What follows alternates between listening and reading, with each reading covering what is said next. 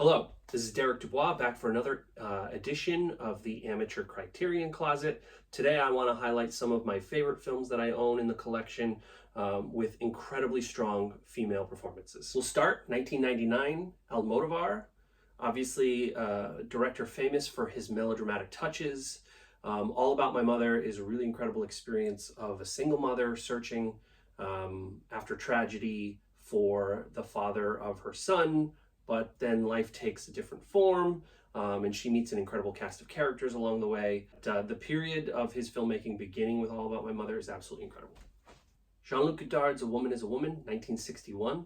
I've highlighted a lot of Godard on this particular channel. There's something about him that speaks to me as a filmmaker, his willingness to experiment, his blending of genres. Here, once again, you have Anna Karina. I highlighted Pierre Le Fou as kind of my cinematic awakening. Here you have her reteamed with Belmondo. This precedes Pierre Le Fou. This is 61, that was 65, I believe. But here, again, like in that other film, you have this willingness to blend genres, this kind of pseudo-musical, primary colors, scope lenses. Like much of Godard's early years, just this explosion of rule breaking from somebody that has grown up entranced with cinema but thinks it can do more. This is the first Buñuel that I highlight on this particular channel. This is Belle de Jour, 1967, Catherine Deneuve. Arguably one of the most beautiful women to ever grace a film stage. Her work here is very icy. The film obviously is an early take on marginalized characters, sex workers. This film is really a class study and something that should be appreciated. 1996, Von Trier. I talked about his Antichrist on an earlier video. Von Trier is famous for launching, with other filmmakers, the Dogma 95 movement.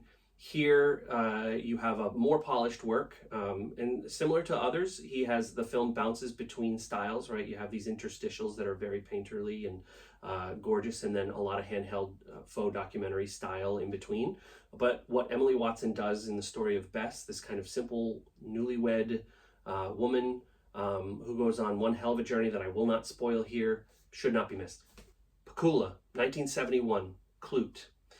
Jane Fonda is one of the more controversial figures of the last 60 years or so of cinema.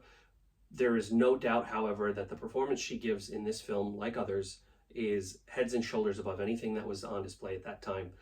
The realism, the psychological complexity, the daringness, again, to play with marginalized characters, yet another sex worker in this particular film.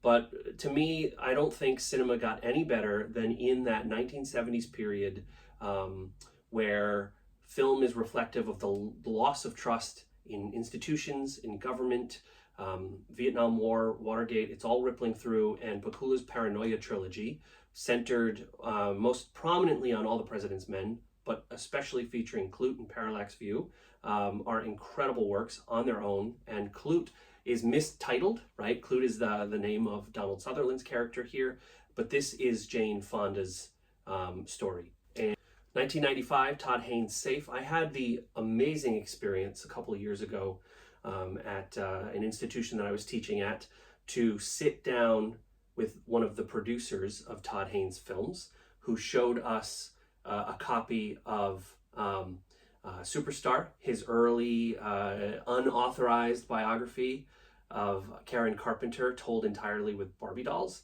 This filmmaker is incredible, obviously a figurehead of the queer movement, but what he produced in '95 with Safe, along with Julianne Moore at the Film Center, is arguably as potent as any horror film. That this pre-COVID take on a woman's obsession with sterility and cleanliness and germophobia, and again, a take on class, a take on capitalism, a take on the chemicals that surround us that we willingly interact with on a daily basis. It's a frightening film. And last but certainly not least, within the last 12 months, we have lost a titan in David Lynch. I think many consider Mulholland Drive to be his masterpiece, myself included. 2001. The film, I'm not going to try to explain it to anybody. It has at its center probably the greatest jump scare in all of cinema history. behind Winkies, for those who know. And what Naomi Watts pulls off as this aspiring actress, film noir-esque take at the labyrinthian center of the film. Again, not going to try to explain anything, but these dreamlike images, the visceral feelings that kind of get pulled out of you, the nightmare aspects of it, the Hollywood star, and how it's kind of presented melodramatically as something that is so sad and achingly beautiful at the same time. Naomi Watts doesn't get enough credit. She's a phenomenal actress, but never better than here in Mulholland Drive.